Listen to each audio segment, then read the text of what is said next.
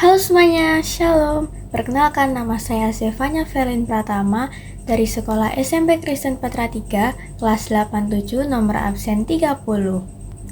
Di video ini, saya akan menceritakan tentang isi dari buku yang telah saya baca. Buku ini memiliki judul Nokta Hitam Alam Semesta, ditulis oleh Rahmat Alfian Hadidharma dengan ISBN 978 623 224 214 2. Diterbitkan oleh PT Lontar Digital Asia di tahun 2019. Bahasa yang digunakan adalah bahasa Indonesia dengan jumlah halaman 70 halaman. Buku ini memiliki sinopsis. Sinopsis itu adalah buku ini memiliki genre misteri dan persahabatan. Buku ini menceritakan tentang sekelompok tugas sekolah yang diminta untuk menyelidiki Gunung Arga karena terdapat fenomena aneh yang terjadi di sana. Kelompok itu beranggotakan Rahman, Tika, Novi, Aksan, dan Umi. Bel sekolah terdengar berbunyi di SMA Amirul Mukminin. Seluruh siswa berhamburan memasuki kelasnya masing-masing. Di suatu kelas, ada yang bernama Pak Brahim. Pak Brahim membagi tugas kelompok dikarenakan ia akan ada tugas dan tidak bisa membimbing pelajaran. Ada satu kelompok yang beranggotakan Aksan, Rahman, Novi, Tika, dan Umi. Mereka ditugaskan untuk pergi ke Gunung Arga. Mereka disuruh mencari tahu tentang fenomena aneh yang terjadi di sana. Hari yang ditunggu pun tiba. Kelompok Rahman harus berangkat ke lokasi Gunung Arga. Mereka harus pergi ke sana menaiki bus. Namun, tiba-tiba bus mereka mengalami kendala dan mereka harus menunggu 4 jam. 4 jam pun berlalu. Bus mereka telah tiba dan mereka mulai menaiki bus itu. Di awal perjalanan, cuaca terasa cerah, namun tiba-tiba semakin lama, langit jadi gelap, disertai hujan dan petir yang menyambar-nyambar di puncak Gunung Arga. Setelah memakan banyak waktu, mereka akhirnya sampai di pos dan asrama mereka. Namun, sejak kedatangan mereka di sana, sikap Rahman tiba-tiba berubah. Dari yang awalnya lebih ceria dan iseng, sikap Rahman menjadi lebih pendiam. Di sana mereka juga bertemu dengan Bu Sarmi. Bu Sarmi adalah warga lokal di sana.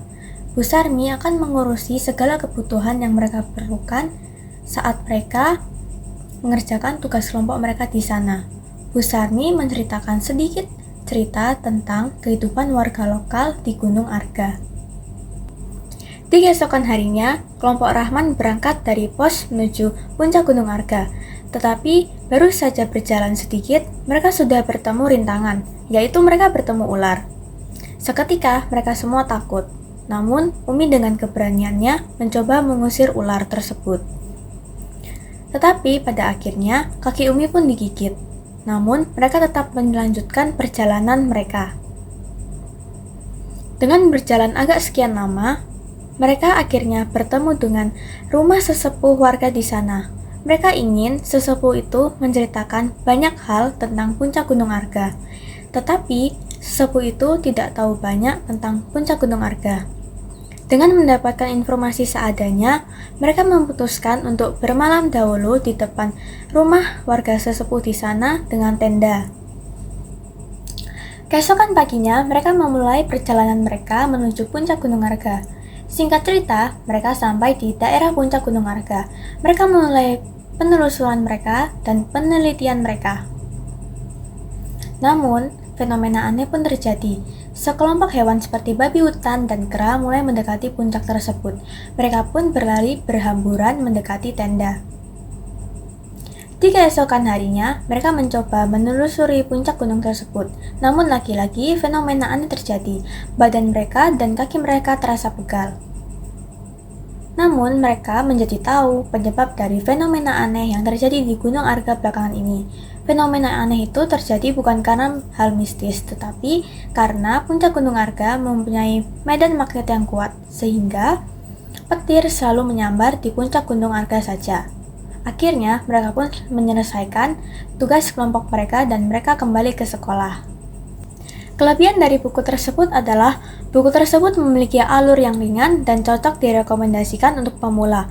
Kekurangan dari buku tersebut adalah alurnya sangat membosankan dan mudah ditebak.